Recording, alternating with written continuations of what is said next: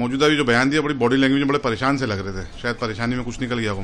मैं गरीब नवाज की औलाद हूँ, जिसके आस्थाने पर आके आप सर झुकाते हैं कि उनको जानता कौन है। तो हमारा 800 साल का इतिहास है और मुझे जरूरत नहीं कि मैं आपको अपना इंट्रोडक्शन दूं, लेकिन कैसे अल्फाजों का इस्तेमाल ना करें। हम तो सिर्फ दुआएं देंगे आपको कि अल्लाह ताला आपको हिदायत दे।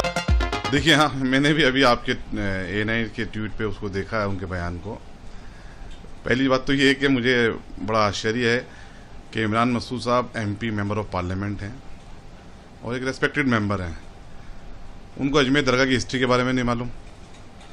और पहले तो मैंने उनकी मौजूदा भी जो बयान दिया, बड़ी बॉडी लैंग्वेज में बड़े परेशान से लग रहे थे। शायद परेशानी में कुछ निकल गया हो मुझसे। पहले तो मैं उनको डायरेक्ट आपके चैनल से मुखातिब होकर कहूँगा कि आपको जेब नहीं देता कि आप ऐसी ज़बान इस्तेमाल करें जिस तरह की ज़बान आपने अपने स्टेटमेंट में इस्तेमाल करी है। आप कह रहे हैं मुझे जानता कौन है। तो देखिए, दरवेश ना अनस्त के मशहूर जहानस्त, दरवेश हमें अनस्त के बेनाम निशानस्त। तो दरवेशों को जान पहचान की ज़रूरत नहीं होती। और मैं आपको बता देता हूँ, आप जानते हैं लेकिन आपको ठीक है पॉलिटिकल बयान देना था। मैं गरीब नवाज की औलाद हूँ, जिसके आस्थाने पर आके आप सर झुकाते हैं। जो इस बर्रे सगीर में दीन को लेकर आए, मैं उनकी औलाद हूँ।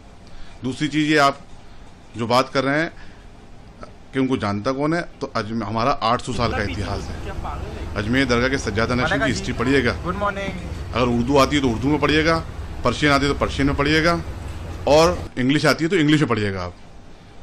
रही बात उसकी कि सज्जादा नशीन, अजमेर दरगाह के सज्जादा नशीन आधिकारिक तौर पे होते हैं, कानूनी रूप से spiritual head of the shrine कहलाते हैं।